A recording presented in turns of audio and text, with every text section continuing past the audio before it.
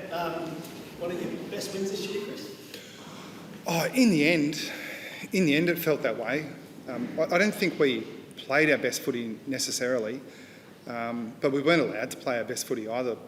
We played the Crows twice this year, and we always knew that we would have to play very well to beat them. I think circumstances have conspired against them in some ways, but even the difference between their personnel that they didn't have available last week that came in this week made a really big difference.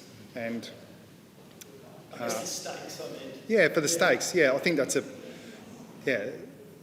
a reasonable point. I mean, I've always been a bit of an advocate of, every game's important, and even we play Fremantle next week, who are close to us on the ladder, so I get the 8-point game kind of stuff, but the risk for us is that even late in the season you start looking too far ahead, and it just seems to me that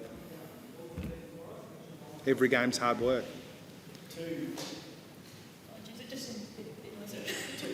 key pieces of play at the end there. Shannon Neal taking that mark and then Lawson kicking that goal. It must make you feel pretty, confident about the future. Two of those young blokes stepping up.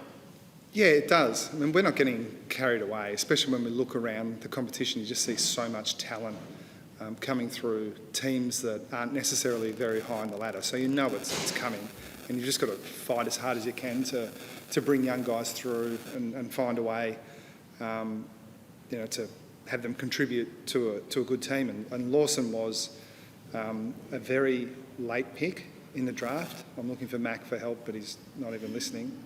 Very late. Yeah. And in my opinion, almost all key forwards / ruckmen take a long time to develop, irrespective of talent and draft position. But we've invested in Shannon Neal, and he had to stand up at times, and we thought he did that really well. So it wasn't just Lawson's goal late.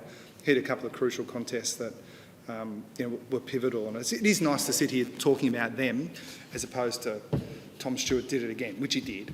But it just gives us some confidence that there's a bit to be optimistic about. It felt similar to that GWS game where that last 10-15 minutes you just absolutely controlled the territory and just up in the green. And seeing that way, it was a huge team response. It just seemed like they had winners all over the park. Yeah, I think that comparison's a good one. The difference between this game and that game is that we just left our run too late. I thought we started the game well. A few little lapses here and there, but I think that's the modern game. Sort of teams get momentum, especially the teams that have real quality ahead of the ball, like Adelaide do. You sort of half expect that they're going to have some moments that are hard to stop.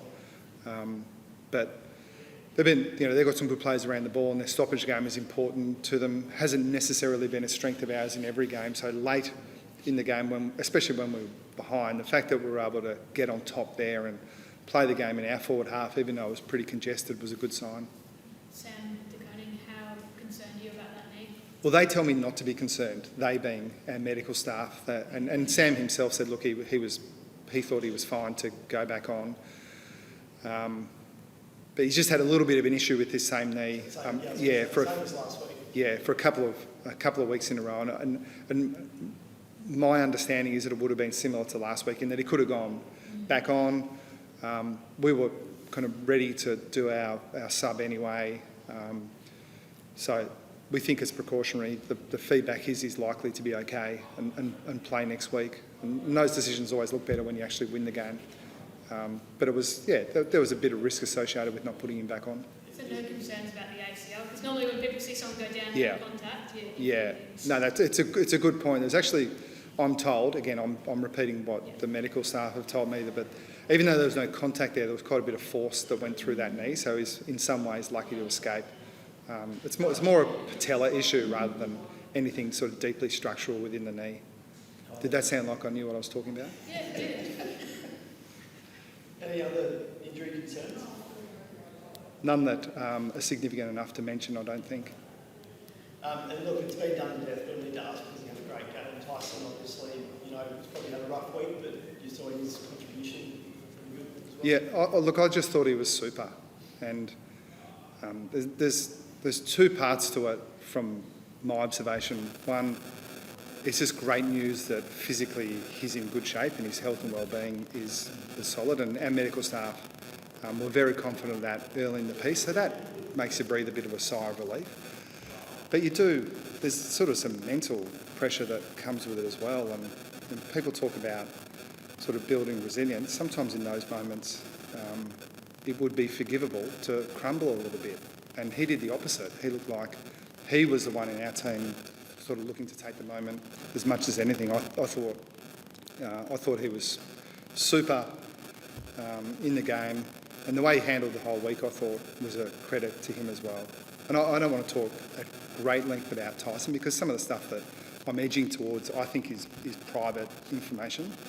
What I will say is he is a monumental success story, that kid. If you know anything about what he's had to overcome, yeah, we'll all be sort of critical of people making errors here and there. But with Tyson, you'll come away and go, we should be proud of him. In terms of the whole week, you mentioned how proud you are of the way it's handled. Is it a situation where you feel like you can just move forward, like from this week that's been with Tyson? I think so. Yeah, I think so. But I'm a little cautious to talk of it in general terms, because the way we think about these things is every situation's different. We treat our players as individuals. We don't have blanket rules. Like, there'll be another issue that we've got to deal with, and we'll do our best to firstly support the person. I know that's a bit of a cliche, but make sure they're okay, and sort of work through what the path forward is. But once we bring them in, we've got their back. That's our responsibility. I think the easiest thing in the world is to take the moral high ground, turf them out. Look, I shouldn't talk about it in detail. It's just sort of more the way I think about it. It's not necessarily a club position, but... You have those conversations back home with your teammates. Do you have those private one-on-one with someone that might be struggling, or is that more somebody else? I think the role of the head coach is an interesting one, because sometimes the more the coach wants to get involved, the more difficult it can be for the player. And my go-to tends to be to really trust the people that are empowered, especially in our welfare space. When it becomes a health issue, the last thing they need is me sticking my nose in. But that's easy with our guys, because they give really good feedback and they explain it really well. But the part that all of our players need to know from our head coach is that we've got your back. Doesn't mean we'll always give you a pass, but it's like, I don't know, it's like, what would you do with your 21-year-old son? Not that I have one, but I just think of it in a similar way.